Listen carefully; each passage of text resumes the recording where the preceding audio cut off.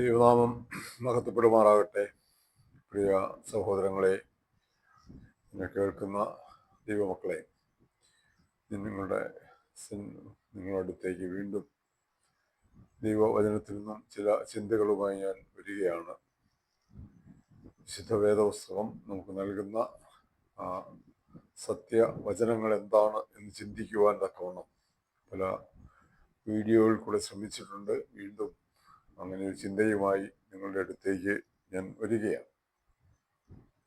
അപ്പം നിങ്ങളേവരെയും ഈ ഒരു വിഷയത്തിലേക്ക് നിങ്ങളുടെ ശ്രദ്ധ ക്ഷണിക്കുന്നു. അത് ശ്രദ്ധാപൂർവം കേൾക്കുവാനും അത് നിങ്ങളുടെ ജീവിതത്തിൽ ക്രിയ ചെയ്യുവാൻ തക്കവണ്ണം ദൈവത്തിൻ്റെ ആത്മാവ് ഏവരെയും സഹായിക്കട്ടെ എന്ന് പ്രാർത്ഥിക്കുന്നു. നമ്മളവരെയും ഇന്ന് ഞാൻ ചിന്തിക്കാൻ ആഗ്രഹിക്കുന്നത് ഗലാത്യ ലേഖനത്തെ അടിസ്ഥാനമാക്കി ചില വേദ സത്യങ്ങളാണ്.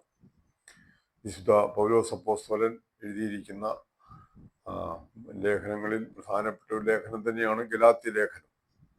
ആ ഗലാത്യ ലേഖനം നമ്മളുടെ മുമ്പിൽ അവതരിപ്പിക്കുന്ന ചില സത്യ സുവിശേഷം അല്ലെങ്കിൽ യഥാർത്ഥ സുവിശേഷം എന്താണെന്ന് ഉള്ള വസ്തുതയാണ് നിങ്ങളുമായി പങ്കുവെക്കുവാൻ ആഗ്രഹിക്കുന്നത്.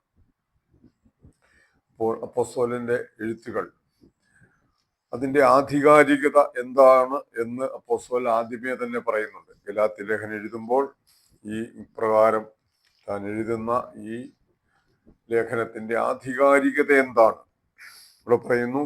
മനുഷ്യനിൽ നിന്നല്ല, മനുഷ്യനാലുമല്ല, യേശുക്രിസ്തുവിനാലും അവനെ മരിച്ചവരുടെ ഇടയിൽ നിന്ന് ഉയർപ്പിച്ച പിതാവായ ദൈവത്താലുമത്രേ അപ്പോസ്തലനായ പൗലോസും കൂടെയുള്ള സകല സഹോദരന്മാരും ഗലാത്യ സഭകൾക്ക് എഴുതുന്നത്.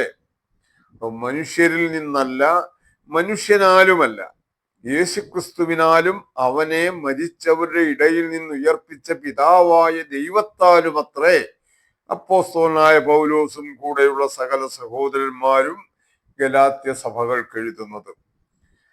അപ്പൊ ഈ വിശുദ്ധ വേദപുസ്തകത്തിന്റെ ദൈവാത്മനിശ്വസ്തത അല്ലെങ്കിൽ വേദപുസ്തകത്തിലെ 66 പുസ്തകങ്ങൾ അത് ദൈവത്തിന്റെ ആത്മാവിനാൽ എഴുതപ്പെട്ടതാണ്.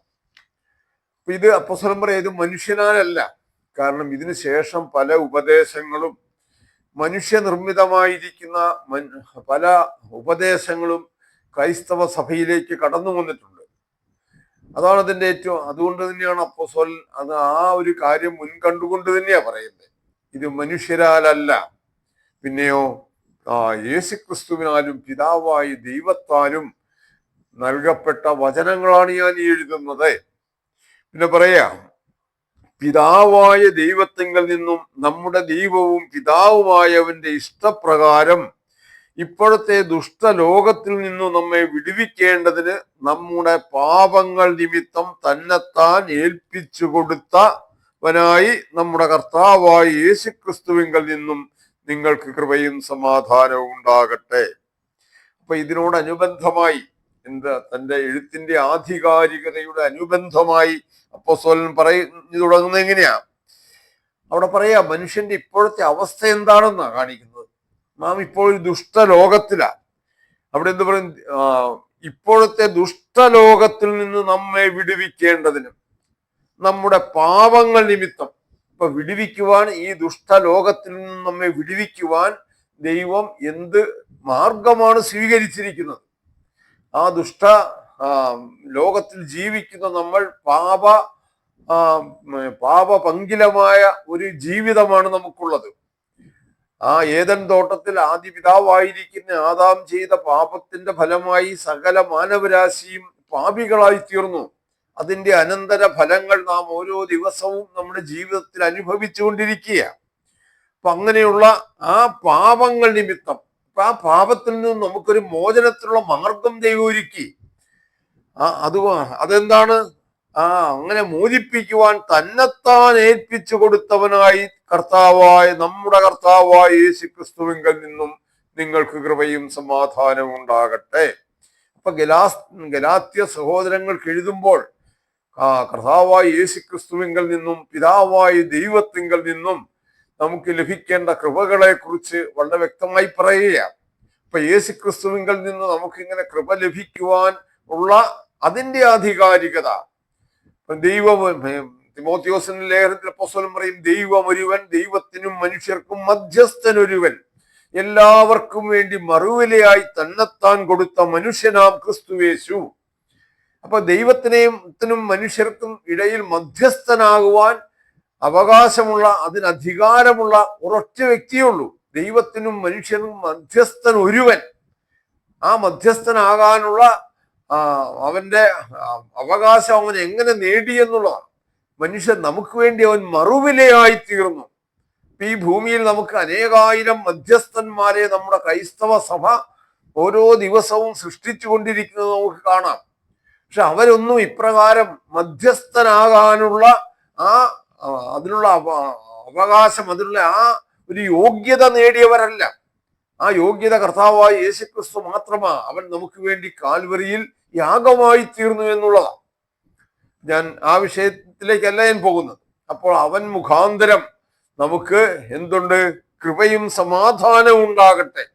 അപ്പൊ നമുക്ക് സമാധാനം നൽകുവാൻ ക്രിസ്തു പറഞ്ഞു, എന്റെ സമാധാനം ഞാൻ നിങ്ങൾക്ക് തരുന്നു, ലോകം തരുന്നത് പോലെയല്ല എന്ന്. അപ്പൊ നമുക്ക് ആ സമാധാനം നൽകാൻ പ്രാപ്തനായ ഒരുവനെ ഉള്ളൂ, അവൻ കർത്താവായ യേശു ക്രിസ്തുവാ. ഇനി നാം താഴേക്ക് വരുമ്പോഴും, ക്രിസ്തുവിന്റെ കൃപയാൽ നിങ്ങളെ വിളിച്ചവനെ വിട്ട് നിങ്ങൾ ഇത്ര വേഗത്തിൽ വേറൊരു സുവിശേഷത്തിലേക്ക് മറിയുന്നത് കൊണ്ട് ഞാൻ ആശ്ചര്യപ്പെടുന്നു. ഇവിടെയാണ് പ്രിയമുള്ളവരെ, ക്രിസ്തുവിന്റെ കൃപയാൽ നിങ്ങളെ വിളിച്ചവനെ വിട്ട് നിങ്ങൾ ഇത്ര വേഗത്തിൽ വേറൊരു സുവിശേഷത്തിലേക്ക് മറിയുന്നു. അതാണ് വിഷയം. അപ്പൊ ഇന്ന് ആദ്യമേ തന്നെ അപ്പോസ്തലൻ പറഞ്ഞു, താൻ എഴുതുന്ന സുവിശേഷം അത് മനുഷ്യരാൽ നൽകപ്പെട്ടതൊന്നല്ല, അത് മനുഷ്യരിൽ നിന്നല്ല, മനുഷ്യരാലുമല്ല, അത് യേശുക്രിസ്തുവിനാലും പിതാവായ ദൈവത്താലും നൽകപ്പെട്ടതാണ്. അപ്പൊ ആ സുവിശേഷത്തിൽ നിന്നും വ്യതിചലിച്ചുകൊണ്ട് ഇന്ന് നാം കാണുന്നു മറ്റനേകം സുവിശേഷങ്ങൾ നമുക്ക് കാണാൻ സാധിക്കുന്നു. പ്രിയമുള്ളവരെ, വിശുദ്ധ വേദപുസ്തകം അനുഭവിച്ചിട്ടുള്ള പീഡനങ്ങൾ വളരെ വലുതാണ്. ആദിമ നൂറ്റാണ്ടുകളിൽ മാത്രമല്ല, ക്രൈസ്തവ അല്ലെങ്കിൽ റോമൻ കത്തോലിക്ക സഭ അധികാരത്തിൽ, അല്ലെങ്കിൽ റോമൻ രാജാവ് ക്രിസ്തീയ മതം സ്വീകരിച്ചതിനോടുകൂടി ക്രൈസ്തവ മതത്തിനുണ്ടായ ആ വലിയ ഒരു സ്ഥാനലബ്ധി, അതോടുകൂടി അവൻ ഈ ലോകത്തിന്റെ അധികാരിയായി അവൻ മാറിക്കഴിഞ്ഞപ്പോൾ എന്താണുണ്ടായ? വിശുദ്ധ വേദപുസ്തകം ഏറ്റവും അധികം പീഡിപ്പിക്കപ്പെട്ട ഒരു കാലഘട്ടമാണ് അങ്ങനെ ഒരു കാലഘട്ടം. അപ്പോൾ ഏറ്റവും അധികം പീഡനം ഈ വിശുദ്ധ വേദപുസ്തകം പരിഭാഷപ്പെടുത്തിയിട്ടുള്ളവർ, അത് പ്രസംഗിച്ചിട്ടുള്ളവർ, അത് കയ്യിൽ കൊണ്ടു നടന്നിട്ടുള്ളവർ, അതിന്റെ അനുയായികളായിരുന്നിട്ടുള്ളവർ, ഇവരെല്ലാം ക്രൂരമായ പീഡനങ്ങൾക്ക് വിധേയരായതാണ്. അപ്പൊ വേദപുസ്തകം നശിപ്പിക്കുവാൻ വേണ്ടി അങ്ങേയറ്റം പരിശ്രമിച്ചത് ഇന്നത്തെ ക്രൈസ്തവ സഭയാണ് എന്നുള്ള വലിയ സത്യം നമ്മൾ മനസ്സിലാക്കണം. ഞാൻ പറയുന്നത്, അന്ന് വിശുദ്ധ വേദപുസ്തകം അനുഭവിച്ചതിനേക്കാൾ 10 മടങ്ങ് പ്രതിസന്ധിയിലാണ് ഈ കാലത്ത് നാം ജീവിക്കുന്നത്. അല്ലെങ്കിൽ ഈ കാലത്ത് വേദപുസ്തകം നേരിടുന്ന പ്രതിസന്ധി അതിൽ 10 മടങ്ങുള്ളതാണ്. കാരണം ആ സത്യസുവിശേഷത്തെ അവർ ചെയ്തത്, ആ 3-ാം നൂറ്റാണ്ട് മുതൽ ഉണ്ടായ അനുഭവങ്ങളിൽ ക്രൈസ്തവ സഭ, അതിനു മുമ്പ് റോമൻ ആധിപത്യം, ഇവരെല്ലാം ചെയ്തത് ഈ വേദപുസ്തകം പാടെ നശിപ്പിക്കാനാണ് ശ്രമിച്ചത്.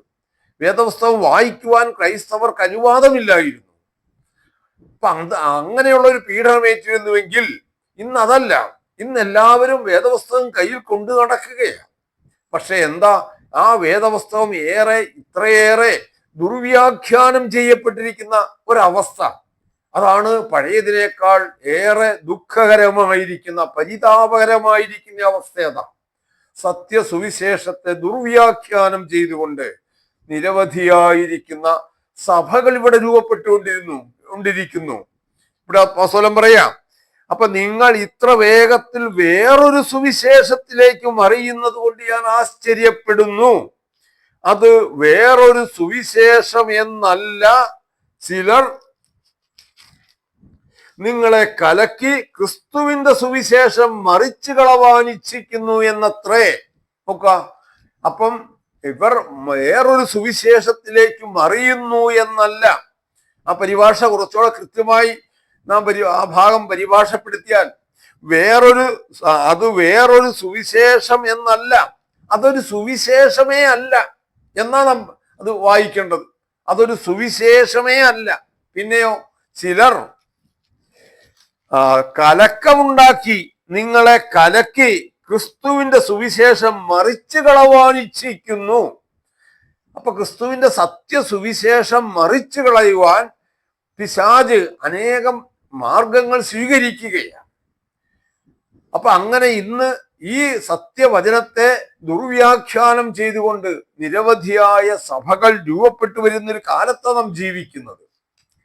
ഇപ്പൊ ഗലാത്യ ലേഖനം നമുക്ക് നൽകുന്നത് ഒരു സ്വാതന്ത്ര്യത്തിന്റെ ഒരു സന്ദേശമാണ് നമുക്ക് നൽകുന്നത്. അപ്പൊ അതിലേക്ക് ഞാൻ വരുന്നതിന് മുമ്പേ പറയാം, ഏതാ വേറൊരു സുവിശേഷം. എന്താ ഈ വേറൊരു സുവിശേഷം എന്ന് പറയുന്നത്? സുവിശേഷം എന്ന് പറഞ്ഞാൽ എന്താ? അത് നല്ല വർത്തമാനം.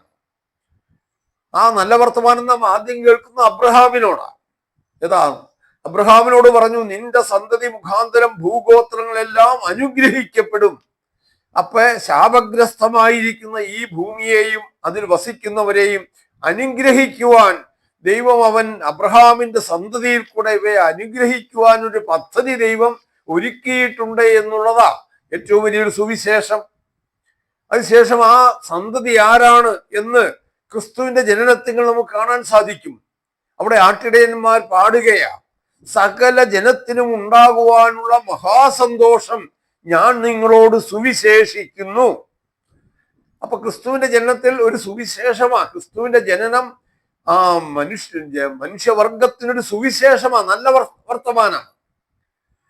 അപ്പൊ ഈ സുവിശേഷത്തിൽ നിന്നും മറിച്ചു കളയുവാൻ, അപ്പൊ സുവിശേഷം എന്നുള്ളത് നല്ല വർത്തമാനമാണ്, അത് രക്ഷയുടെ സന്ദേശമാണ്. എന്താ രക്ഷ? ശിക്ഷ എന്താണ് എന്ന് നാം കാണുമ്പോഴാ രക്ഷയുടെ വലിപ്പം നാം മനസ്സിലാക്കുന്നത്. മനുഷ്യൻ നേരിട്ട ഏറ്റവും വലിയ ശിക്ഷ എന്താ? അത് മരണമാണ്. ആദാമിനോട് ദൈവം പറഞ്ഞു, നീ ഈ വൃക്ഷത്തിന്റെ ഫലം ഭക്ഷിക്കുന്ന നാളിൽ മരിക്കും. അപ്പൊ അനുസരണക്കേടിന്റെ ഫലമായി ആദാം മരണശിക്ഷയ്ക്ക് വിധിക്കപ്പെട്ടു. പാപത്തിന്റെ ശമ്പളം മരണം, ദൈവത്തിന്റെ കൃപാവരമോ കർത്താവായ യേശുക്രിസ്തുവിൽ നിത്യജീവൻ എന്നാണ് റോമാലേഖനം 6-ാം അധ്യായത്തിൽ പറയുന്നത്. അപ്പം മരണം എന്നുള്ളതാണ് ഏറ്റവും വലിയ ശിക്ഷ. അപ്പൊ നമ്മുടെ ഏറ്റവും വലിയ രക്ഷ എന്ന് പറയുന്നതും ഈ മരണത്തിൽ നിന്ന് നമുക്കൊരു മോചനമുണ്ടെങ്കിൽ അതാണ് നമ്മുടെ ഏറ്റവും വലിയ രക്ഷ. അപ്പൊ യഥാർത്ഥ സുവിശേഷം അപ്പോസ്തലൻ നമ്മോട് പ്രസംഗിച്ചത് ഒരു സത്യസുവിശേഷമാണ്, യഥാർത്ഥ സുവിശേഷമാണ്. ആ സുവിശേഷത്തിൽ എന്താ നാം കാണുന്നത്? വിശ്വാസത്താലുള്ള നീതീകരണം എന്നുള്ളതാണ്. ആ സുവിശേഷം വഴി കർത്താവായ യേശുക്രിസ്തുവിനെ നമ്മുടെ രക്ഷിതാവായി നാം സ്വീകരിക്കുകയും അവന്റെ രക്തം നമ്മുടെ പാപപരിഹാരത്തിന് പോരുന്നതാണെന്ന് വിശ്വസിക്കുകയും ചെയ്താൽ നാം നീതീകരിക്കപ്പെടും എന്നുള്ളതാ ഏറ്റവും വലിയ ആ സുവിശേഷം, സന്തോഷകരമായിരിക്കുന്ന വാർത്ത.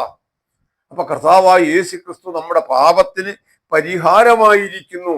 അവൻ കാൽവറിയിൽ വഹിച്ച അല്ലെങ്കിൽ നടത്തിയ യാഗം മനുഷ്യവർഗത്തിന്റെ പാപത്തിന് പരിഹാരമാണ് എന്നുള്ളതാ നമുക്ക് കാണാൻ സാധിക്കുന്നത്. അപ്പോൾ ഇവിടെ നാം ഈ ഗലാത്യ ലേഖനത്തിൽ നാം കാണുന്നത് എന്താണ്? അപ്പൊ ദുഷ്ടലോകത്തിന്റെ ആധിപത്യത്തിൽ നിന്നും മനുഷ്യൻ എങ്ങനെ മോചനം പ്രാപിക്കാം എന്നുള്ളതാണ്, എങ്ങനെ മോചനം ലഭിക്കും എന്നുള്ളതാണ്. അതാണ് ദൈവം ഒരുക്കുന്ന ഒരു പദ്ധതി. അപ്പൊ ഇങ്ങനൊരു സ്വാതന്ത്ര്യ പ്രഖ്യാപനം നാം കാണുകയാണ്. അപ്പൊ ഗലാത്യ ലേഖനം ഇങ്ങനെയൊരു സ്വാതന്ത്ര്യ പ്രഖ്യാപനത്തിന്റെ ലേഖനമാണെന്ന് ഞാൻ ആദ്യമേ സൂചിപ്പിച്ചു. നാം ഗലാത്യ ലേഖനം 5-ാം അധ്യായം അതിന്റെ 1-ാം വാക്യം നോക്കുക. സ്വാതന്ത്ര്യത്തിനായിട്ട് ക്രിസ്തു നമ്മെ സ്വതന്ത്രരാക്കി, ആകയാൽ അതിൽ ഉറച്ചു നിൽപ്പീൻ, അടിമനുഖത്തിൽ പിന്നെയും കുടുങ്ങിപ്പോകരുതേ. സ്വാതന്ത്ര്യത്തിനായിട്ട് ക്രിസ്തു നമ്മെ സ്വതന്ത്രരാക്കി, ആകയാൽ എന്ത് ചെയ്യണം? ആകയാൽ അതിൽ ഉറച്ചു നിൽപ്പീൻ, അടിമനുഖത്തിൽ വീണ്ടും നിങ്ങൾ കുടുങ്ങിപ്പോകരുതേ. ഒരു സ്വാതന്ത്ര്യം ക്രിസ്തു പറഞ്ഞു യോഹന്നാന്റെ സുവിശേഷം 8-ാം അധ്യായത്തിൽ, തന്നെ വിശ്വസിച്ച യഹൂദന്മാരോട് പറയുക, നിങ്ങൾ യഥാർത്ഥമായി ആ ദൈവവചനം വിശ്വസിക്കുന്നുവെങ്കിൽ സത്യം നിങ്ങളെ സ്വതന്ത്രരാക്കും. തന്നെ വിശ്വസിച്ച യഹൂദന്മാരോട് സത്യം നിങ്ങളെ സ്വതന്ത്രരാക്കും എന്നാ പറയുന്നത്. 8-ാം അധ്യായം 25-ാം വാക്യം, 25 അതിന്റെ 31-ാം വാക്യം, തന്നിൽ വിശ്വസിച്ച യഹൂദന്മാരോട് യേശു, എന്റെ വചനത്തിൽ നിലനിൽക്കുന്നുവെങ്കിൽ നിങ്ങൾ വാസ്തവമായി എന്റെ ശിഷ്യന്മാരായി സത്യം അറിയുകയും സത്യം നിങ്ങളെ സ്വതന്ത്രരാക്കുകയും ചെയ്യും എന്നാ പറഞ്ഞത്. അപ്പൊ നമ്മളെ സ്വതന്ത്രരാക്കുന്നത് സത്യമാണ്. ആ സത്യം നമ്മളെ സ്വതന്ത്രരാക്കും. പിന്നെ വീണ്ടും ക്രിസ്തു പറയാ, പുത്രൻ നിങ്ങൾക്ക് സ്വാതന്ത്ര്യം വരുത്തിയാൽ നിങ്ങൾ സാക്ഷാൽ സ്വതന്ത്രരായി. അപ്പൊ നമ്മുടെ സാക്ഷാലുള്ള സ്വാതന്ത്ര്യം എന്ന് പറയുന്നത് അത് പുത്രനെ കൊണ്ട് മാത്രമേ, കർത്താവായ യേശു ക്രിസ്തുവിനെ കൊണ്ട് മാത്രമേ ആ സ്വാതന്ത്ര്യം നമുക്ക് നൽകാൻ സാധിക്കുകയുള്ളൂ. കാരണം മനുഷ്യൻ അനുഭവിക്കുന്ന ഏറ്റവും വലിയ അടിമത്വം എന്ന് പറയുന്നത് പാപത്തിന്റെ, മരണത്തിന്റെ, പിശാചിന്റെ അടിമത്വമാണ്. അപ്പൊ ഇതിന്റെ വലിയ ഉദാഹരണമായി മിസ്രയീമിൽ അനുഭവിച്ചത്. മിസ്രയീമിൽ നിന്നും ഫറവോന്റെ ആധിപത്യത്തിൽ നിന്നും ഇസ്രായേലിനെ ദൈവം വിടുവിക്കുമ്പോൾ അത് ഈ ദുഷ്ടലോകത്തിന്റെ അധിപതിയായിരിക്കുന്ന പിശാചിനെയാണ് ഫറവോൻ കാണിക്കുന്നത്. അവിടെ നിന്നും മോചിപ്പിക്കപ്പെടുന്ന ദൈവത്തിന്റെ ജനത്തെയാണ് ഈ ഇസ്രായേൽ ജനം, ഈ ലോകത്തെയാണ് കാണിക്കുന്നത്. അവർ മോചിപ്പിക്കപ്പെടുവാൻ ഒരു പെസഹ കുഞ്ഞാട് അറുക്കപ്പെടേണ്ടിയിരുന്നു. നീസാൻ മാസം 14-ാം തീയതി സന്ധ്യാസമയം ഒരു പെസഹ കുഞ്ഞാടിനെ അറുത്ത് അതിന്റെ രക്തം ഇസ്രായേൽ ഭവനങ്ങളുടെ ആ കട്ടിളക്കാലിന്മേലും കുറുമ്പടിമേലും ആ രക്തം പുരട്ടി. അന്ന് രാത്രി സംഹാരദൂതൻ അവിടെ കടന്നു പോകുമ്പോൾ ഈ രക്തം കട്ടിളക്കാലിന്മേൽ കാണുന്ന ഭവനത്തിൽ പ്രവേശിക്കുന്നില്ല. കാരണം അവിടെ ഒരു മരണം നടന്നു കഴിഞ്ഞു. അല്ലാത്ത ഭവനങ്ങളിൽ പ്രവേശിക്കുകയും അവിടുത്തെ ആദ്യജാതന്മാർ വധിക്കപ്പെടുകയും ചെയ്യുകയാണ്. ഇങ്ങനെയാണ് ഇസ്രായേൽ മിസ്രയീമിൽ നിന്നും ഫറവോന്റെ ആധിപത്യത്തിൽ നിന്നും മോചിപ്പിക്കപ്പെട്ടത്. ഞാൻ പറഞ്ഞു, മനുഷ്യവർഗത്തിന്റെ പാപത്തിന്റെ അടിമത്തത്തിന്റെ ആ ഒരു നിഴലാണ് നാം അവിടെ കണ്ടത്. അപ്പോൾ കർത്താവായി യേശു ക്രിസ്തു മാത്രമാണ് നമുക്ക് യഥാർത്ഥ സ്വാതന്ത്ര്യം നൽകുന്നത്. ഇതാണ് നമുക്ക് കാണാൻ സാധിക്കുന്നത്. അപ്പൊ എവിടെ നിന്നാ? ഈ ലോകത്തിൽ നിന്നും, അല്ലെങ്കിൽ പാപത്തിന്റെ ജഡീയ പ്രവർത്തനങ്ങളിൽ നിന്നുമാ അവൻ നമുക്ക് സ്വാതന്ത്ര്യം നൽകുന്നത്. പലരും ചിന്തിക്കും ക്രിസ്തു നമുക്ക് സ്വാതന്ത്ര്യം നൽകുന്നു എന്ന് പറയുമ്പോൾ അവൻ ഈ ലോകത്തു നിന്നും നമ്മെ മറ്റൊരു ലോകത്തേക്ക് മാറ്റിക്കൊണ്ടു പോകുമെന്നാ. അവിടെയല്ല. യോഹന്നാന്റെ സുവിശേഷത്തിൽ തന്നെ ക്രിസ്തു പറയുന്നുണ്ട്. പിതാവേ എന്താ പറയുന്നത്? ഇവരെ ഈ ഭൂമിയിൽ നിന്ന് എടുക്കണമെന്നല്ല, ദുഷ്ടന്റെ കയ്യിൽ അകപ്പെടാതെ വണ്ണം 17-ാം അധ്യായത്തിൽ പറയുന്നുണ്ട്. ദുഷ്ടന്റെ കയ്യിൽ അകപ്പെടാതെ വണ്ണം അവരെ കാത്തുകൊള്ളണം. അതാണ് നൽകുന്ന അനുഭവം. ഈ ലോകത്തിൽ നിന്ന് മാറ്റുകയല്ല. നാം ഈ ലോകത്തിൽ ജീവിക്കുമ്പോൾ തന്നെ പാപത്തിന്റെ അതിന്റെ അടിമകളായിരിക്കാതിരിപ്പാൻ തക്കവണ്ണം ക്രിസ്തുവിൽ കൂടെ ഒരു പുതിയ സൃഷ്ടിയായി തീരുമ്പോൾ നമുക്ക് സാധിക്കും. അതാണ് നമുക്ക് കാണാൻ സാധിക്കുന്നത്. അതുകൊണ്ട് പ്രിയമുള്ളവരെ, നാം ചിന്തിക്കുന്നത് വീണ്ടും എന്താ? ഗലാത്യ ലേഖനത്തിൽ അപ്പോസ്തലൻ പറയുക എന്ത്? ഇത് മറ്റൊരു സുവിശേഷം ചിലർ നിങ്ങളെ കലക്കി ക്രിസ്തുവിന്റെ സുവിശേഷം മറിച്ചു കളവാൻ ഇച്ഛിക്കുന്നു. അപ്പൊ നിങ്ങളെ കലക്കി എന്ന് പറഞ്ഞാൽ കലക്കുക എന്നുള്ളൊരു കൺഫ്യൂഷൻ എന്നുള്ള. അപ്പൊ ഏതാണ് സത്യസുവിശേഷം എന്ന് ഇന്നത്തെ വിശ്വാസികൾക്ക്, ജനങ്ങൾക്ക് തിരിച്ചറിയാൻ പറ്റാത്ത വിധം സത്യവചനത്തിൽ കൂട്ടുചേർത്തുകൊണ്ട് അവിടെ ദുരുപദേശങ്ങൾ പ്രചരിപ്പിച്ചുകൊണ്ട് ഇന്നത്തെ സഭകൾ ഓരോന്നും രൂപപ്പെടുകയാണ്. നമുക്ക് ദൈവത്തിന്റെ വചനം, ഈ വിശുദ്ധ വേദപുസ്തകത്തെ ആശ്രയിച്ചിട്ടാണ്, സത്യവചനത്തെ ആശ്രയിച്ചിട്ടാണെങ്കിൽ എങ്ങനെയാണ് ഇത്രയേറെ സഭകൾ ഈ ലോകത്ത് രൂപപ്പെടുന്നത്? ക്രൈസ്തവ സഭകളുടെ എണ്ണം എത്രയാ? അവരെല്ലാം അതിന് ആധാരമായി ഉപയോഗിക്കുന്നത് വേദപുസ്തകമാണ്. അപ്പൊ ഒരേ വേദപുസ്തകത്തെ ഉപയോഗിച്ചുകൊണ്ട് നിരവധി സഭകൾ രൂപപ്പെടുമ്പോൾ ഈ സഭകളെല്ലാം അവരുടെ നിലനിൽപ്പിന് വേണ്ടി, അവരുടെ അസ്തിത്വത്തിന് വേണ്ടി, ഈ സഭകൾ സ്ഥാപിക്കുന്നവരുടെ സ്ഥാപിത താല്പര്യങ്ങൾക്ക് വേണ്ടി വിശുദ്ധ വേദപുസ്തകത്തെ അതിനെ ദുർവിനിയോഗം ചെയ്യുന്നു, ദുരുപയോഗം ചെയ്യുന്നു. അതാണ് കലക്കി കൺഫ്യൂഷൻ ഉണ്ടാക്കുക. എന്താ, നിങ്ങൾ ഏത് വിശ്വസിക്കണം, ഏതാണ് സത്യവചനമെന്ന് തിരിച്ചറിയാൻ പറ്റാത്ത വിധം അവരെ ദുർമാർഗത്തിലേക്ക് അല്ലെങ്കിൽ ദുരുപദേശത്തിലേക്ക് കൊണ്ടുപോവുകയാണ്. ഇപ്പൊ ദൈവം ഏകനാണെന്ന് വേദപുസ്തകം പറയുന്നു. ഉടനീളം ദൈവം ഏകനാണെന്നല്ലാതെ ദൈവം പല ദൈവങ്ങളാണെന്നോ ത്രിയേകനാണെന്നോ വേദപുസ്തകം പറയുന്നില്ല. ഈ ഗലാത്യ ലേഖനം തുടങ്ങുമ്പോൾ തന്നെ നാം എന്താ കാണുന്നേ? എന്താ, മനുഷ്യരിൽ നിന്നല്ല, മനുഷ്യനാലുമല്ല, യേശുക്രിസ്തുവിനാലും അവനെ മരിച്ചവരുടെ ഇടയിൽ നിന്ന് ഉയർപ്പിച്ച പിതാവായ ദൈവത്താലും.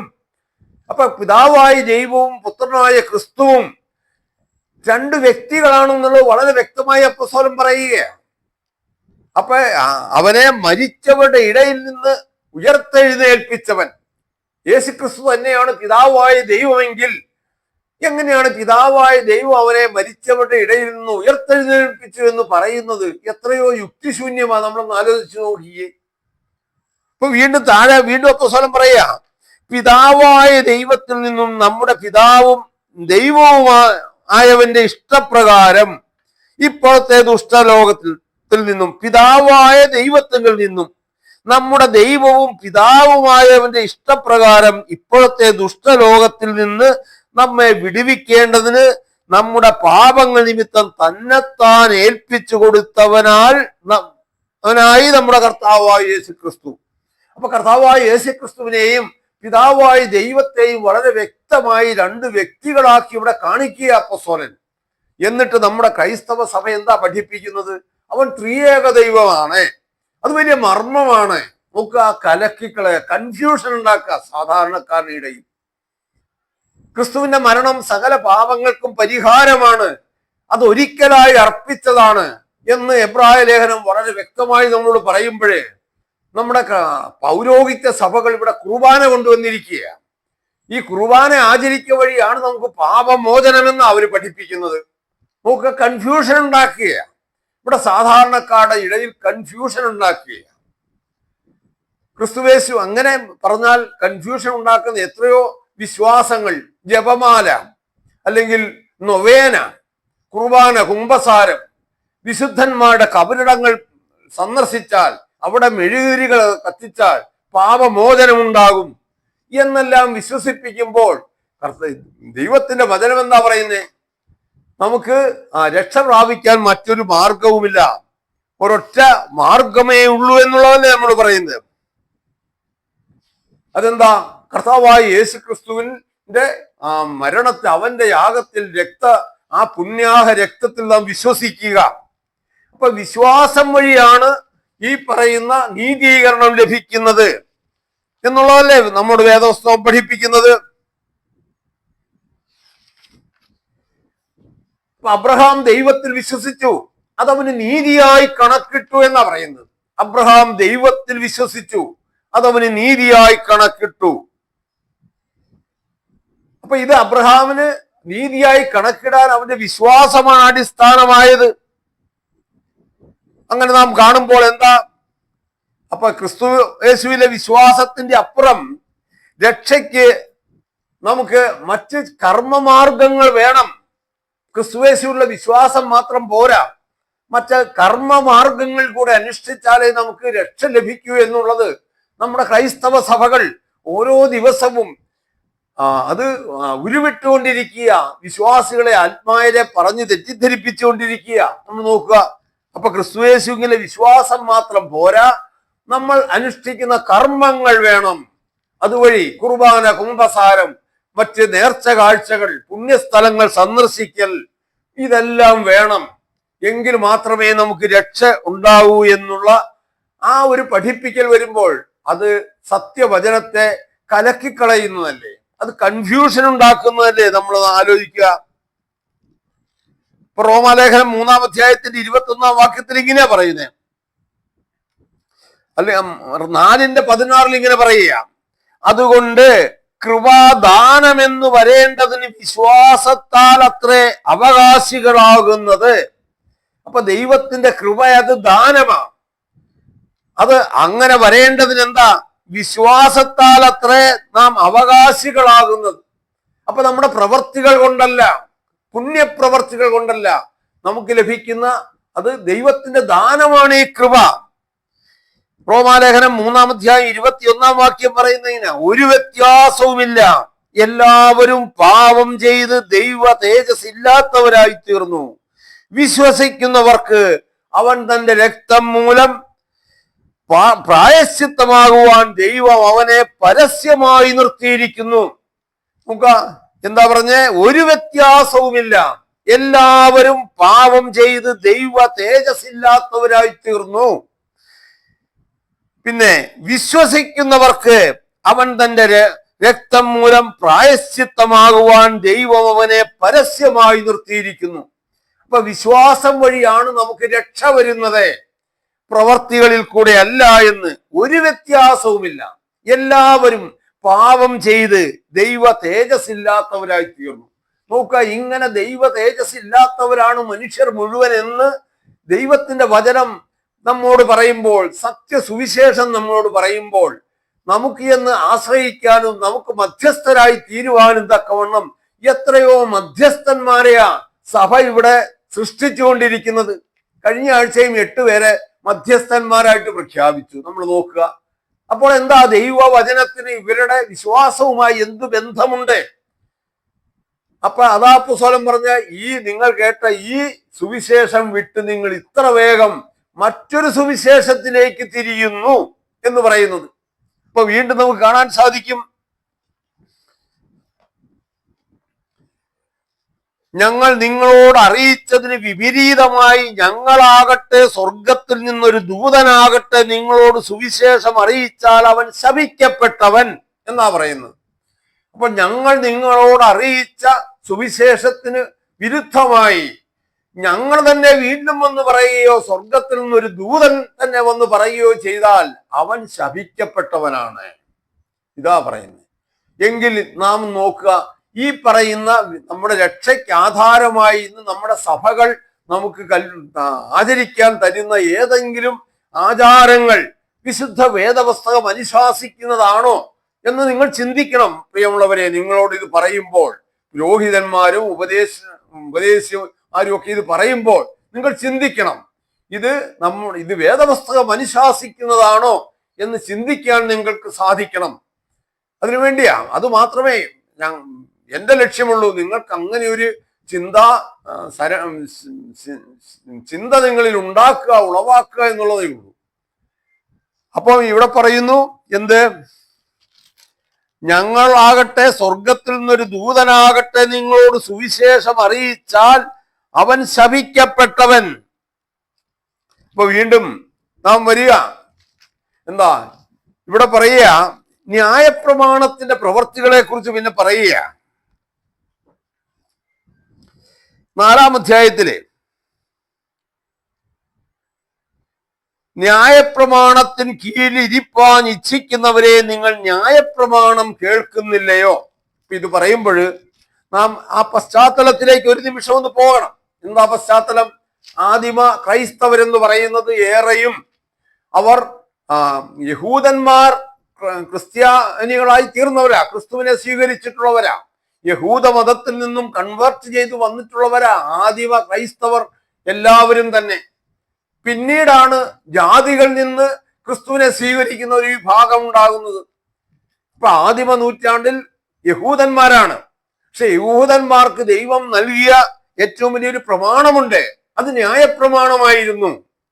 ന്യായപ്രമാണം, ആ ന്യായപ്രമാണത്തെ തള്ളിക്കളയാൻ ഒരിക്കലും യഹൂദൻ തയ്യാറായിരുന്നില്ല. ആ ന്യായപ്രമാണം ക്രിസ്തുവിനെ സ്വീകരിക്കുമ്പോൾ തന്നെ ആ ന്യായപ്രമാണത്തിന്റെ ആചാരങ്ങളും അതും പകർത്തണം, അതും കൊണ്ടുവരണം, കൊണ്ടു നടക്കണം എന്ന് ചിന്തിച്ചിരുന്നവരാ. ഇവിടെയാണ് ഞാൻ പറയുന്നത്, ന്യായപ്രമാണം ദൈവം എഴുതി കൊടുത്ത ഒരു പ്രമാണമാണ്. പക്ഷേ ഇവിടെ അപ്പോസ്തലൻ പറയാ 2-ാം അധ്യായത്തിൽ അതിന്റെ 15-ാം വാക്യം, നാം സ്വഭാവത്താൽ ജാതികളിൽ നിന്നുള്ള പാപികളല്ല, യഹൂദന്മാരത്രേ. എന്നാൽ യേശുക്രിസ്തുവിലുള്ള വിശ്വാസത്താൽ അല്ലാതെ ന്യായപ്രമാണത്തിന്റെ പ്രവർത്തികളാൽ മനുഷ്യൻ നീതീകരിക്കപ്പെടുന്നില്ല എന്നറിഞ്ഞിരിക്കൊണ്ട് നാമും ന്യായപ്രമാണത്തിന്റെ പ്രവർത്തികളാൽ അല്ല ക്രിസ്തുവിലുള്ള വിശ്വാസത്താൽ തന്നെ നീതീകരിക്കപ്പെടേണ്ടതിന് ക്രിസ്തുവേശുവിൽ വിശ്വസിച്ചു. നോക്കുക, യഹൂദന്മാരോട് എന്തു പറയുന്നു? ന്യായപ്രമാണത്തിൽ, എന്നാൽ യേശുക്രിസ്തുവിലുള്ള വിശ്വാസത്താൽ അല്ലാതെ ന്യായപ്രമാണത്തിന്റെ പ്രവർത്തികളാൽ മനുഷ്യൻ നീതീകരിക്കപ്പെടുന്നില്ല എന്നറിഞ്ഞിരിക്കൊണ്ട് നാമും ന്യായപ്രമാണത്തിന്റെ പ്രവർത്തികളാൽ അല്ല ക്രിസ്തുവിലുള്ള വിശ്വാസത്താൽ തന്നെ നീതീകരിക്കപ്പെടേണ്ടതിന് ക്രിസ്തുവേശുവിൽ വിശ്വസിച്ചു. ന്യായപ്രമാണത്തിന്റെ പ്രവർത്തികളാൽ ഒരു ജഡവും ദൈവസന്നിധിയിൽ നീതീകരിക്കപ്പെടുന്നില്ല.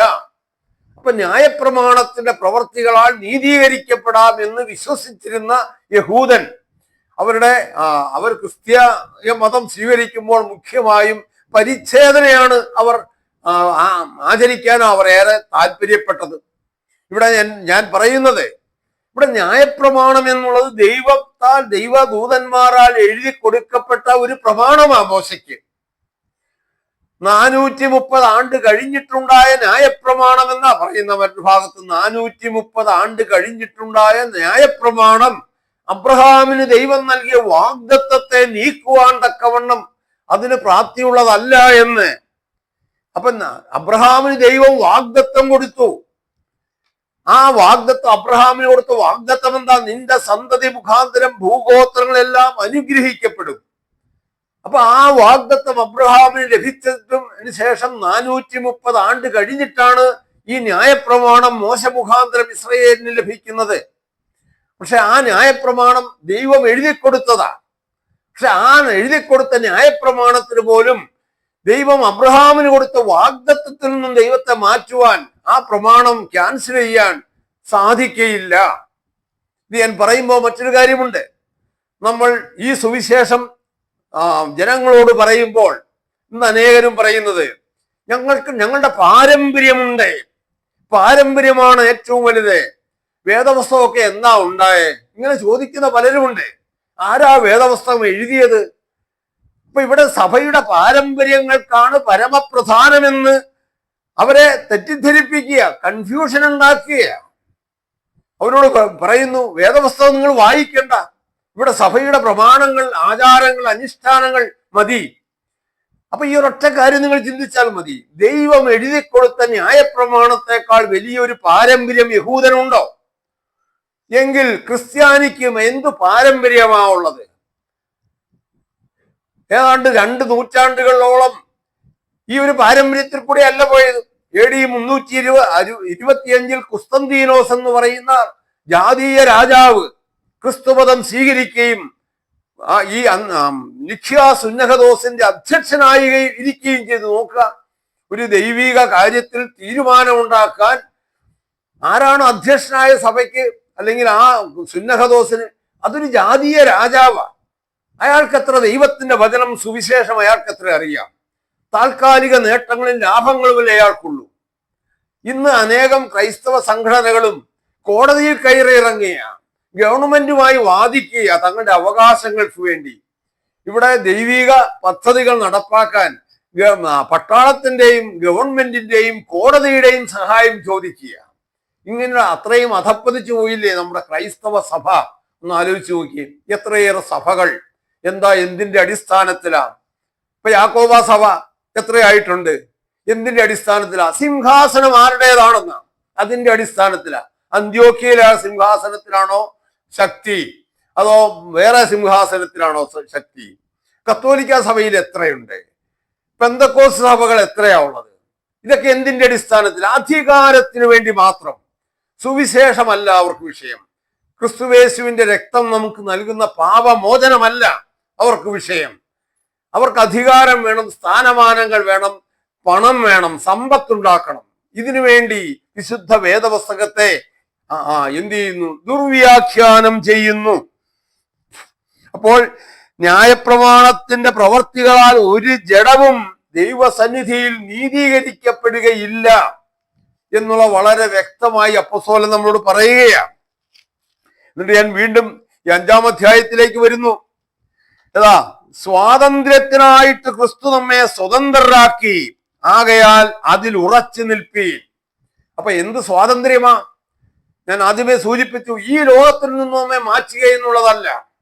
ഈ ലോകത്തിൽ മനുഷ്യനെ ബാധിക്കുന്ന ഏറ്റവും വലിയ അവന്റെ ഈ പാപ ജഡത്തിൽ മനുഷ്യൻ ഈ ലോകത്തിന്റെ ഇച്ഛകൾക്കും താല്പര്യങ്ങൾക്കും വിധേയപ്പെട്ട് അവൻ ജീവിക്കുമ്പോൾ അതിൽ നിന്നും അവന്റെ മോചനം റോമാലേഖനം 12-ാം അധ്യായത്തിൽ പറയും. നിങ്ങളുടെ ശരീരങ്ങളെ ജീവനും വിശുദ്ധിയും ദൈവത്തിന് പ്രസാദവുമുള്ള യാഗമായി സമർപ്പിക്കുക.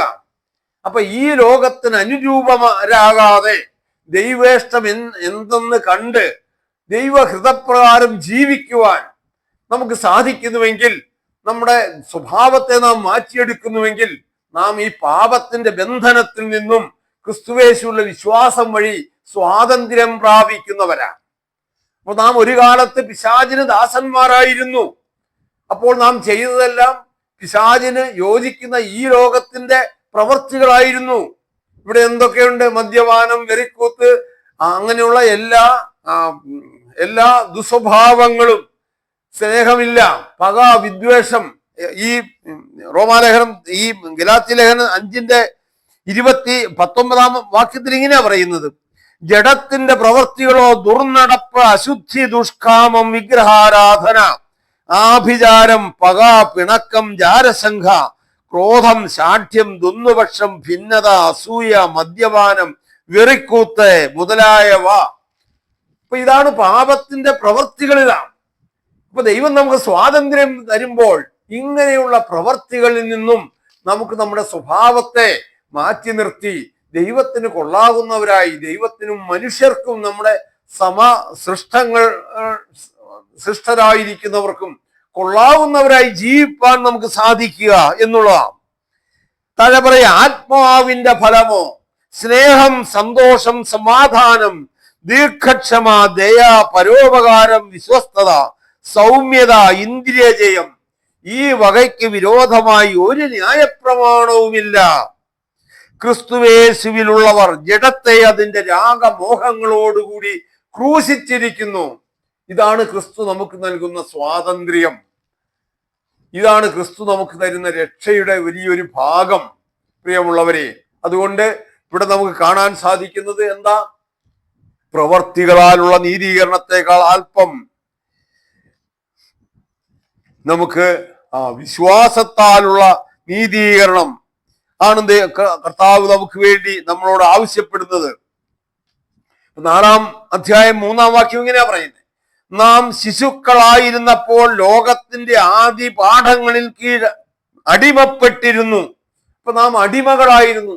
നാം എപ്പോൾ? ശിശുക്കളായിരുന്നപ്പോൾ. എന്നാൽ കാലസമ്പൂർണത വന്നപ്പോൾ ദൈവം തന്റെ പുത്രനെ സ്ത്രീയിൽ നിന്ന് ജനിച്ചവനായി, ന്യായപ്രമാണത്തിന് കീഴ് ജനിച്ചവനായി നിയോഗിച്ചയച്ചതു എന്നാ പറയുന്നത് നമുക്ക് വേണ്ടി. അപ്പൊ നാം ആദ്യം എന്തായിരുന്നു? നാം ശിശുക്കളായിരുന്നപ്പോൾ ലോകത്തിന്റെ ആദിപാഠങ്ങൾ കീഴ് അടിമപ്പെട്ടിരുന്നു. എന്നാൽ കാലസമ്പൂർണത വന്നപ്പോൾ ദൈവം തന്റെ പുത്രനെ സ്ത്രീയിൽ നിന്ന് ജനിച്ചവനായി, ന്യായപ്രമാണത്തിന് കീഴ് ജനിച്ചവനായി നിയോഗിച്ചയച്ചത് അവൻ ന്യായപ്രമാണത്തിന് കീഴുള്ളവരെ വിലയ്ക്ക് വാങ്ങിയിട്ട് നാം പുത്രത്വം പ്രാപിക്കേണ്ടതിന് തന്നെ. അപ്പൊ നമുക്ക് ഒരു പുത്രത്വം ലഭിപ്പാൻ, ആ പുത്രത്വം എന്താ? അബ്രഹാമിനോട് പറഞ്ഞു, നിന്റെ സന്തതി മുഖാന്തരം ഭൂഗോത്രങ്ങളെല്ലാം അനുഗ്രഹിക്കപ്പെടും. അപ്പൊ ഭൂഗോത്രങ്ങളെ അനുഗ്രഹിക്കുവാനുള്ള അബ്രഹാമ്യ സന്തതി ആവുകയാണ് ആ പുത്രത്വം എന്നുള്ളത് കൊണ്ട്. അപ്പൊ ഈ ലോകത്തെ അനുഗ്രഹിക്കുക എന്നുള്ളത് ദൈവത്തിന്റെ വലിയ പദ്ധതിയാണ്. ഇന്ന് അനേകരും വിശ്വസിക്കുന്ന അതല്ല. ഇവിടെ മരിച്ച് നല്ലവരായിരിക്കുന്നവരെ മുഴുവൻ ദൈവം സ്വർഗത്തിലേക്ക് മാറ്റും. അതിനുശേഷം അവൻ മടങ്ങി വരുന്നത് തന്നെ അതിനു വേണ്ടിയാണെന്ന തന്നെ കാത്തിരിക്കുന്ന ആ ബഹുഭൂരിപക്ഷം എന്ന് പറയാൻ പറ്റില്ല, തന്നെ കാത്തിരിക്കുന്ന വിശ്വാസികളുടെ അല്ലെ മണവാട്ടി സഭയെ ചേർത്തുകൊണ്ട് അങ്ങ് സ്വർഗത്തിലേക്ക് പോവുക. അതിനുശേഷം ഈ ഭൂമിയിലുള്ളവരെ ഭൂമിയോടക്കം നശിപ്പിക്കുക. ഇതാണ് ദൈവത്തിന്റെ പദ്ധതി എന്നാണ് ഇവർ പഠിപ്പിക്കുന്നത്. അതാണോ അപ്പോസ്തലൻ നമ്മോട് ഉപദേശിച്ച സുവിശേഷം അതാണോ? സകല മനുഷ്യരും രക്ഷ പ്രാപിപ്പാനും സത്യത്തിന്റെ പരിജ്ഞാനത്തിൽ എത്തുവാനും ദൈവം ആഗ്രഹിക്കുന്നു എന്നല്ലേ അപ്പോസ്തലൻ നമ്മോട് തിമോഥെയോസിന്റെ ലേഖനത്തിൽ പറയുന്നത്? അപ്പൊ സകല മനുഷ്യരും രക്ഷ പ്രാപിക്കണം. അത് ദൈവത്തിന്റെ പദ്ധതിയാ, ദൈവത്തിന്റെ കൃപയാ, ദാനമാ ആ രക്ഷ. അങ്ങനെ സകല മനുഷ്യരും രക്ഷ പ്രാപിക്കണമെങ്കിൽ അവർ സത്യത്തിന്റെ പരിജ്ഞാനത്തിലെത്തണം. എന്താണ് ആ സത്യത്തിന്റെ പരിജ്ഞാനം? അത് താഴെ പറയുന്നുണ്ട്. ദൈവം ഒരുവൻ, ദൈവത്തിനും മനുഷ്യർക്കും മധ്യസ്ഥൻ ഒരുവൻ, എല്ലാവർക്കും വേണ്ടി മറുവിലയായി തന്നെത്താൻ കൊടുത്ത മനുഷ്യനാം ക്രിസ്തുയേശു. അപ്പൊ നമ്മെ സകല മനുഷ്യൻ രക്ഷ പ്രാപിക്കാൻ ഉള്ള വഴി എന്ന് സകല മനുഷ്യരും രക്ഷ പ്രാപിക്കണമെന്ന് ദൈവം ആഗ്രഹിക്കുന്നു. അതിന് ദൈവം ഒരു വഴിയൊരുക്കി. അവർ സത്യത്തിന്റെ പരിജ്ഞാനത്തിലെത്തണം. ഈ ആയുസിൽ ഇപ്രകാരം അപ്പം സത്യത്തിന്റെ പരിജ്ഞാനം എന്ന ദൈവം ഒരുവൻ, ദൈവത്തിനും മനുഷ്യർക്കും മധ്യസ്ഥൻ ഒരുവൻ, എല്ലാവർക്കും വേണ്ടി മറുവിലയായി തന്നെത്താൻ കൊടുത്ത മനുഷ്യനാം ക്രിസ്തുയേശു. ഈ സത്യം ലോകം അംഗീകരിക്കണം. എന്നാൽ പ്രിയമുള്ളവരെ, ഈ സത്യം ഇന്ന് അറിയാതെ പോയി മരിച്ചു മൺമറഞ്ഞിരിക്കുന്ന ജനകോടികളുണ്ട്.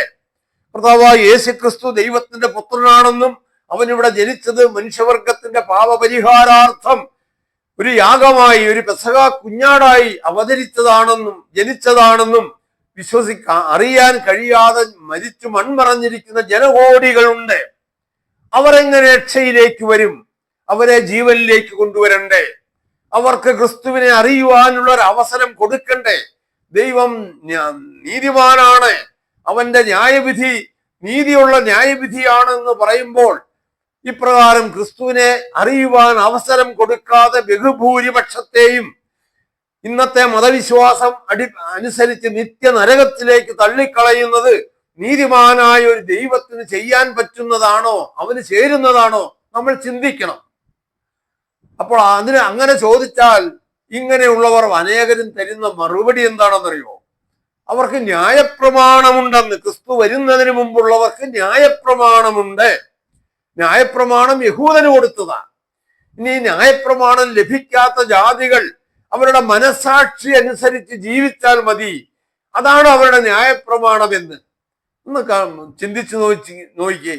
അപ്പൊ ഈ ന്യായപ്രമാണം കൊണ്ട് ഒരു ജഡവും ദൈവസന്നിധിയിൽ നീതീകരിക്കപ്പെടുകയില്ല എന്ന് ബൈബിൾ നമ്മോട്, വേദപുസ്തകം നമ്മോട് പറയുന്നു. ന്യായപ്രമാണം എന്താ? അതൊരു ശിശുപാലകനാണ്, നമ്മെ ഈ രക്ഷകനിലേക്ക് വഴി നടത്തുന്ന ശിശുപാലകനാണ് എന്നാ പറഞ്ഞിരിക്കുന്നത്. ഇപ്പൊ ന്യായപ്രമാണം പാപങ്ങളെ കുറിച്ചുള്ള ബോധമാണ് നമുക്ക് നൽകുന്നത്, പാപത്തിൽ നിന്നുള്ള മോചനമല്ല. നാം പാപിയാണെന്നുള്ള ബോധം, ആ പാപിയാണെന്നുള്ള ബോധത്തിൽ ആ പാപത്തിനൊരു പരിഹാരം എന്തെന്ന് നാം അന്വേഷിക്കുമ്പോൾ അത് നമ്മെ കൊണ്ട് എത്തിക്കുന്നത് ക്രിസ്തു എന്ന രക്ഷിതാവിങ്കലേക്കാണ്. അല്ലാതെ ഒരു കർമ്മമാർഗത്തിലേക്കുമല്ല, കുർബാനയിലേക്കല്ല, കുംഭസാരത്തിലേക്കല്ല, നൊവേനയിലേക്കല്ല. ഇന്ന് അനേകരും സുവിശേഷം, ഇവിടെ പ്രോസ്പെരിറ്റി ഗോസ്പൽ എന്ന് പറഞ്ഞിട്ട് ഒരു സുവിശേഷം ഇറങ്ങിയിട്ടുണ്ട്. നിങ്ങൾ വേറൊരു സുവിശേഷം അതിൻ്റെ ഒരു ഭാഗമായി ഇപ്പോൾ ഇറങ്ങിയിരിക്കുന്ന പ്രോസ്പെരിറ്റി സുവിശേഷം. ഈ ലോകത്തിലെ സകല സമ്പത്തും നിങ്ങൾക്ക് ദൈവത്തോട് യാചിച്ചാൽ, പ്രാർത്ഥിച്ചാൽ സകല ഐശ്വര്യവും സമ്പത്തും ദൈവം നൽകുമെന്ന് പറഞ്ഞ് പറ്റിക്കുന്ന ഈ വിദ്വാൻമാര്, നിങ്ങളുടെ രോഗം അതെന്തായാലും ഇപ്പൊ തന്നെ മാറും, നിങ്ങളുടെ ദാരിദ്ര്യം അതിപ്പോ തന്നെ മാറും, നിങ്ങൾ ഈ ലോകത്തിൽ എത്ര അവഗണിക്കപ്പെട്ടു അതിൽ നിന്നൊക്കെയും മാറി നിങ്ങളുടെ തല ഉയർത്തും, ഇതൊക്കെയാ പഴയ നിയമത്തിലെ ഏതാനും ചില വാക്യങ്ങൾ കോട്ട് ചെയ്തുകൊണ്ട് ഇവരൊക്കെ ഈ വിശ്വാസികളെ കബളിപ്പിക്കുന്ന വാർത്തയാണ് നാം ഈ കേൾക്കുന്നത്. പ്രിയമുള്ളവരെ, അതുകൊണ്ട് ന്യായപ്രമാണത്തിന്റെ പ്രവർത്തികളാൽ ഒരു ജഡവും ദൈവസന്നിധിയിൽ നീതീകരിക്കപ്പെടുകയില്ല. ആ ന്യായപ്രമാണം നമ്മെ ക്രിസ്തുവിലേക്ക് വഴി നടത്തുന്ന ശിശുപാലകൻ മാത്രമാണ് എന്ന് ബൈബിൾ നമ്മോട് പറയുന്നു. അപ്പോൾ ഞാൻ ഇനി ഇതിലെ പല കാര്യങ്ങളും പറയാറുണ്ടെങ്കിലും ഞാൻ ഇപ്പോൾ അത് ഇവിടെ ചുരുക്കുകയാണ്. അപ്പൊ അതുകൊണ്ട് വീണ്ടും നമുക്ക് കാണാൻ സാധിക്കും, അപ്പൊ ഈ ന്യായപ്രമാണമല്ല ജീവൻ ആധാരം എന്ന് പറഞ്ഞാൽ ന്യായപ്രമാണം പോലെ ഇന്നും ജനങ്ങൾ, സഭകൾ കരുതുന്ന വിശ്വാസ പ്രമാണങ്ങൾ, ആചാരങ്ങൾ, അനുഷ്ഠാനങ്ങൾ പാപമോചനത്തിനായി അനുഷ്ഠിക്കുന്ന കുർബാന, കുമ്പസാരങ്ങൾ, മരണാനന്തരം നടത്തുന്ന ശുശ്രൂഷകൾ, ഇവയൊന്നും നമ്മെ ജീവനിലേക്ക്, രക്ഷയിലേക്ക് എത്തിക്കുകയില്ല. കർത്താവായ യേശുക്രിസ്തുവിനെ നമ്മുടെ രക്ഷിതാവായി സ്വീകരിക്കാൻ നമുക്ക് സാധിക്കണം. അങ്ങനെ നമുക്കൊരു പുതിയ സൃഷ്ടിയാകാൻ സാധിക്കണം. ഒരുവൻ ക്രിസ്തുവിലായാൽ അവൻ പുതിയ സൃഷ്ടി എന്നാ പൗലോസ് പറയുന്നത്. അങ്ങനെ ഒരു പുതിയ സൃഷ്ടിയായിക്കൊണ്ട് നാം ദൈവത്തിന്റെ വചനം, ദൈവത്തിന്റെ ദാസന്മാർ എഴുതിയിരിക്കുന്ന ദൈവവചനം എന്താണെന്ന് വ്യക്തമായി വായിച്ച് പഠിച്ച് മനസ്സിലാക്കിക്കൊണ്ട്, ഒരു സഭകളും നമ്മളെ സത്യസുവിശേഷത്തിലേക്ക് നടത്തുകയില്ല.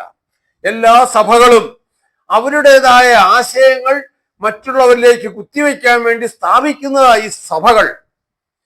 അതാ ഞാൻ ആദ്യമേ ചോദിച്ചു, അല്ലായിരുന്നുവെങ്കിൽ എന്തിനാ 100 സഭകൾ? അപ്പൊ ഒരു സഭയും വിശുദ്ധ വേദപുസ്തകം അല്ല പഠിപ്പിക്കുന്നത്. അവരുടെ നിലനിൽപ്പിന് വേണ്ട ആശയങ്ങൾ ഇതിൽ നിന്ന് എങ്ങനെ കോട്ടിക്കളഞ്ഞു കൊണ്ടുവരാമെന്ന് ചിന്തിച്ചുകൊണ്ട് മനുഷ്യരെ അന്ധന്മാരാക്കുന്നു. അപ്പൊ ക്രിസ്തു നമുക്ക് സ്വാതന്ത്ര്യം വരുത്തുന്നു. എന്തിൽ നിന്നാ? ഇങ്ങനെയുള്ള അന്ധവിശ്വാസങ്ങളിൽ നിന്ന് കുരുട്ട് കണ്ണുകളെ തുറപ്പാൻ, ബദ്ധന്മാരെ കുണ്ടറയിൽ നിന്ന് വിടുവിക്കുവാൻ അവൻ പിതാവിന്റെ ആത്മാവ് അവന്റെ മേൽ ഉണ്ട് എന്ന യെശയ്യാ പ്രവാചകൻ പറയുന്നത്. അതുകൊണ്ട് പ്രിയമുള്ളവരെ, ഞാൻ ഈ ഭാഗം ഇവിടെ അവസാനിപ്പിക്കുകയാണ്. നിങ്ങൾ ചിന്തിക്കുക. ദൈവത്തിന്റെ വചനം, സത്യവചനം, അത് നമ്മെ ജീവനിലേക്ക് വഴി നടത്തട്ടെ, അത് മറ്റുള്ളവർക്കും പ്രയോജനകരമായി തീരട്ടെ എന്ന് പ്രാർത്ഥിച്ചുകൊണ്ട് നിങ്ങളുടെ എന്നെ കേൾക്കുന്ന എല്ലാ പ്രിയപ്പെട്ടവർക്കും ദൈവനാമത്തിൽ എൻ്റെ എല്ലാ സ്നേഹവും അറിയിച്ചുകൊണ്ട് ദൈവസന്നിധിയിൽ ഞാൻ എൻ്റെ എളിയ വാക്കുകൾ ഇവിടെ ഉപസംഹരിക്കുന്നു. നിങ്ങളെ ഏവരെയും ദൈവം അനുഗ്രഹിക്കട്ടെ.